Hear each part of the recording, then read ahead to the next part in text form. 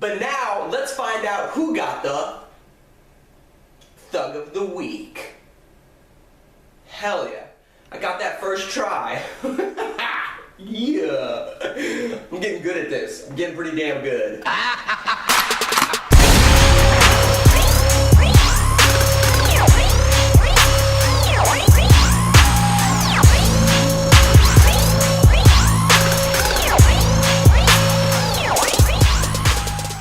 What's up, guys? Welcome to the very first Thugged Out Thursday. Ooh, it just sounds so good. But basically, these are going to be weekly commentaries that I upload every single Thursday because you guys have been asking for more content, so I want to do that for you. Now, how these are going to work is I'm going to start off each video giving out the Thug of the Week because, again, you guys have been asking for more shout-outs. So after I give out the Thug of the Week, then we're going to move into the subject of the video. Now, today's subject, obviously, is E3. Okay, that just basically wrapped up, and there is still fecal matter all over my walls, okay? Windex, Clorox bleach, nothing is gonna get that off because it was an amazing show. So before we get into that, quick shout out to my big homie Xandra, who's taking home the Thug of the Week today. You know, a perfect example of what makes her a thug is she just achieved the management position at the job she's working at, which sets a great example for kids and adults within the workplace. So congratulations, Xandra, and if you yourself want to get the Thug of the Week, tell me what makes you a thug by filling out the form on the contact page of thuglifegaming.com. Now, okay, E3, right? Holy shit. Okay, E3 this year was freaking awesome. I loved it. I don't even know where to begin, but how we're gonna do this, I'm gonna mention 3 of the best conferences, okay, my personal opinion. Then we're gonna break down, you know, the things that I personally liked most about them. So let's start it off with Sony. Okay, Sony had a great conference, and to me, the theme of their conference was really like, you know, I wanna say it was geared towards PlayStation users. Now, I'll tell you how that's a little different from the other conferences here in a second, but they opened it up with a demo of The Last Guardian. Now, like, conceptually, like, that is freaking awesome, right? Like, okay, this is a fan-demanded game, right? Okay, this game has been like talked about and been wanted by, you know, huge fans forever now, and they started off the show with it, so that was awesome. Everyone got really excited, but okay, don't get mad at me if there's some PlayStation fanboys listening right now. Let's be honest, the demo was kind of boring. Okay, it was very anticlimactic, if you will. I'm hoping, you know, that they come out with something much more exciting, but the whole concept of the game actually, you know, is gonna come out. Like, that is exciting as hell, so I'm very happy to see that. Now, next up, they revealed a new exclusive title to PlayStation called Horizon Zero Dawn. Now, this shit, alright, I'm a little jelly right now. Now, many of you know I don't own a PlayStation, but this shit made me a little, I need some peanut butter. You know what I mean? I'm pretty jelly. Now, it's basically like, the gist I got from it was, it's like tribal people versus machines because machines are going crazy. Is it kind of a takeoff of Terminator? Let's not get into that. Okay, but it looked so cool, dude. And, yeah, I'm pretty jealous that, you know, Xbox isn't gonna have it, so that was a new title to PlayStation. Then, Street Fighter V, they revealed, is coming exclusively to PlayStation 4. Now that is huge because Street Fighter is a gigantic, like, you know, your 2D stage fighters, and it's, you know, arguably the biggest behind Mortal Kombat, you know, so the fact that that's exclusive, that's gonna bring a lot of people to PlayStation, especially obviously the 2D fighter fans out there. So I'm pretty jealous of that. I'm not a big Street Fighter fan, but you know, I understand why they did it. It's gonna bring in some purchases, if you will. So then obviously next up, again, a much more PlayStation user-friendly type of part of their conference was they revealed the remastered version of Final Fantasy VII. Now, again, the reason why I'm saying that's a PlayStation kind of geared, you know, part of their conference is obviously Final Fantasy has been a PlayStation title for a long time now, and they revealed that it's coming exclusively to PlayStation for just a timed release. So Xbox users will be able to use it eventually, but by then no one's really gonna care. So, Final Fantasy VII being remastered, I'm not a huge fan of the franchise, but I know exactly why that's important. There's millions of freaking Final Fantasy fans out there, so that's a big part of PlayStation. Now, the last part of their conference was Uncharted 4. Okay, you guys know the dill pickle here. Okay, that demo was freaking awesome.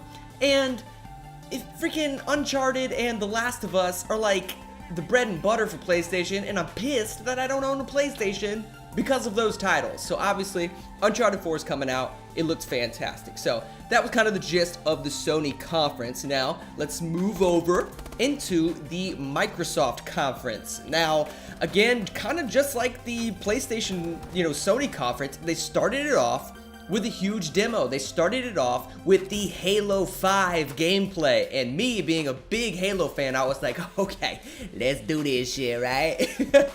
Okay, the same shit happened. The demo was boring, which like blew my mind. I mean, the campaign gameplay that they showed was, okay, it was boring.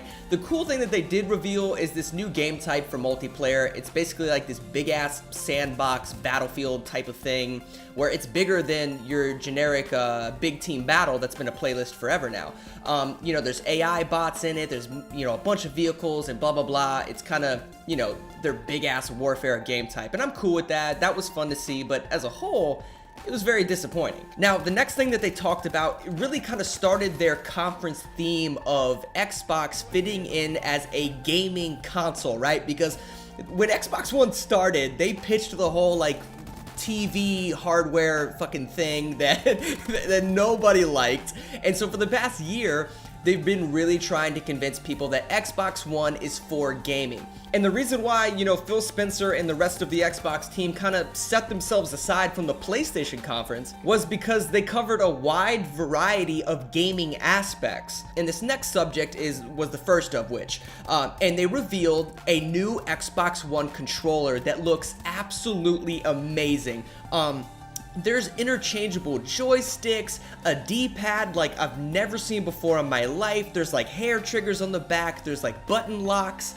Dude, this controller is ridiculous. The only bad thing is it costs $150 frickin' dollars, which your boy does not have. So I don't know when I'm gonna get it, but it was cool to see some hardware pulled out, right? So after that was pulled out, you kind of getting excited. Then they showed, the Rise of the Tomb Raider, and, they showed Forza Motorsport 6, and those are awesome exclusive type of deals towards Xbox, and that was fun. But again, they covered a wide variety of things for gaming when they pulled out Microsoft HoloLens. And this demo that they had blew my mind. This is where the fecal matter started just spraying, right? So this dude has a HoloLens on, and he plays Minecraft on the table in front of him in this like augmented reality thing. And it's just like, it was the most futuristic looking shit I've ever seen at E3, and it was just amazing. And it kind of added to that feeling of like, you were proud to be a gamer, right? It like, E3 sometimes isn't all about, the game that is for this system or the game that's for that system. Sometimes it's about like your experience of playing this console and the company behind it. And Microsoft HoloLens and the controller that they revealed was kind of a highlight of that. Obviously, and then next thing, they started getting a little bit more into the games, which is perfectly fine by me. Then they revealed that Rare this year is going to be taking a huge step for Microsoft. Now, Rare, again, guys, you've heard me talk about them before. They're the gaming company behind all of those favorite games that we loved as a kid, the Banjo and Kazooie, the Conker's Bad Fur Day, things like that. So Rare is taking big steps here in the next year. They revealed their Rare Replay bundle that is going to be 30 old school games for $30. So you're getting a 30 for 30 deal. It's awesome. It's gonna have a bunch of old school games. I'm buying it because Conker Bad Fur Day is on that bitch. So that's gonna be a lot of fun. And they revealed their new exclusive game to Xbox One, which is Sea of Thieves. It's kind of a cartoony type of world with great artwork. It's kind of a pirate themed type of game, but it looks a lot of fun. I hope it turns out amazing. Xbox has done a good job recently with their exclusives, so I'm hoping that it turns out well. Now, wrapping up the conference, they revealed that Gears 4 is in the works, and they even showed a gameplay demo that showed a much more kind of dark, grimy, and gritty type of gameplay to the Gears of War world. Okay, it's always been a little bit more dark, but in its later years, it kind of got a little bit more Hollywood-esque or action-oriented, if you will, rather than, the horror and, dramatic theme that it used to have. So I was happy to see that they're kind of taking it back to its roots. Now, with all of that being said, okay, there's one thing that I personally think stole the show at the Microsoft conference, and that is when they revealed that the Xbox One is now backwards compatible, meaning you can play all of your Xbox 360 games on your Xbox One. Now, I know there's people out there that are like, bro, like, why would you want to play last gen on current gen? That's so stupid. Okay, look. Okay, nostalgia is a very important aspect of gaming. Sometimes it affects which console you choose to purchase or what game you choose to purchase. I mean, look at Nintendo, for instance. The only reason they're still in business is because of the nostalgia factor of playing a Nintendo console, because we all grew up with their games. That's not to say that Nintendo doesn't have great games, okay, because I know they do. Alright, you guys know how big of a Nintendo fan I am, and I plan on getting their next-gen console when it comes out, but the reason why it's important is because people are gonna love the nostalgia factor of playing all their Xbox 360 games that they've purchased and enjoyed over the last 10 years since the Xbox 360 launched. So again, I think that was probably the biggest part of their conference, but let's move on into the Ubisoft conference. Now, without going into too much detail, we knew what we were gonna see, alright? The Rainbow Six Siege demo, it was freaking awesome. The Division demo that they played was freaking awesome, alright? But the biggest reveal, the coolest part of all of E3 for me, was their final reveal right smack dab at the end of the conference, and it blew my mind. I was running across my house screaming. We even went out and got drinks to celebrate, whether or not they were alcoholic. That is for me to know and for you to never find out, okay? But look, they revealed Ghost Recon Wildlands, and it looked so... Dude, it looked so much fun.